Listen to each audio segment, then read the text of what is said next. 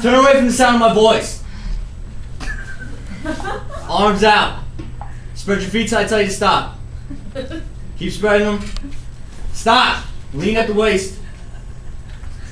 Palms up. What's your name? John.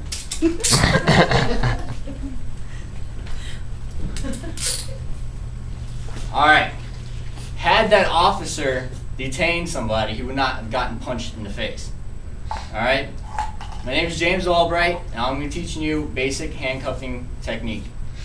I spent 3 years in the Marine Corps as an MP, and that's my background for showing you. What we'll do is go ahead and go step by step again, and give reason for everything. MP military police? Yes. Military police. I have a question. Yes. Are they supposed to detain you as soon as you get out of your vehicle, though? No, he actually, if you were listening, he did a field sobriety test and he was drunk. Oh, okay. Yeah, so at that point, once you've already, failed, it's time to detain them and prevent yourself from getting hurt. And the person as well. I mean, it's not just the officer. You want to, keep everybody safe and from injuring themselves or other people. Yeah, you can hang out. I mean, basically, the first thing you're going to want to do is get that person's attention. I'm pretty sure I did that when I, yelled out, right? Got everybody's attention? All right. And once you have their attention, you know they're listening to you. You want them to face away from you. You don't want them looking at you. You don't want them knowing what you're doing. So that's why I had him go ahead and face away from me. Go ahead and face away. And at the next the next thing you want them to do is go ahead and spread their feet apart. Go ahead and show you their arms. So put your arms up. So now I know what his hands are doing. I know he's not doing anything crazy. He's whatever he wants to do. I can see his whole body. All right.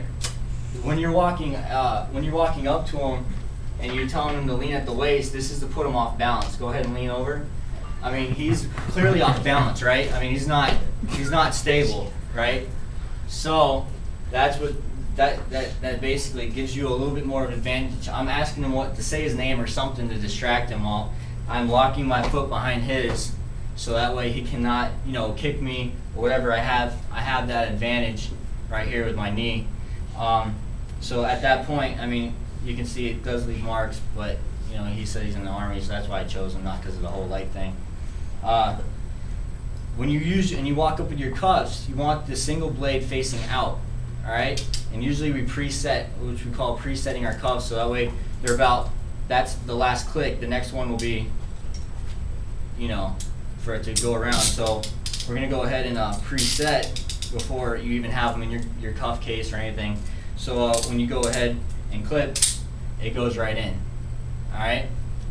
Then when we bring his hands back, you want his palms to be facing outward. So that way when you get the other hand in there as well,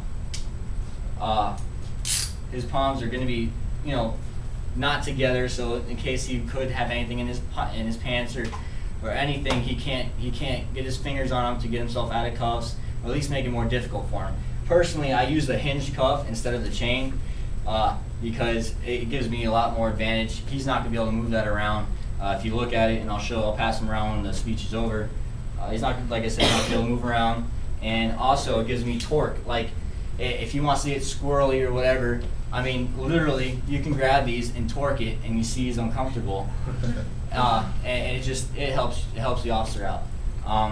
Another thing is when you're walking them or whatever, you want to walk them with, guide them. I mean, now I have him where he's not going to get too stupid with you. You know what I mean? And basically, that is handcuffing.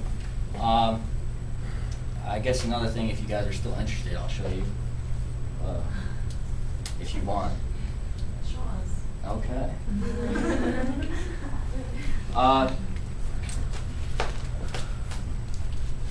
If they're being cooperative, some of them will be cooperative until you get the first cuff on. And so, like, a lot of times you won't go through all that maneuvers because they're not being stupid. You don't have to draw your weapon on them. You just pull them over for a DUI and they're like, oh crap, I'm caught. So what you'll do is you'll have the first cuff on, right? And since these are already preloaded, if he wanted to get stupid and start to try to fight you, which like if he's moving around, he's a big guy, but you're going to basically get behind him and pull his arm up. And since he's so much taller than I can't really grab it. Doing a good job. But he's not going to be able to move around, and if he throws bows or whatever at the other side, the elbows, I mean, you have your shoulders already up and you can block. And until he calms down, you go ahead and continue putting him in cuffs. And that's it. That's basic cuffing. Wow.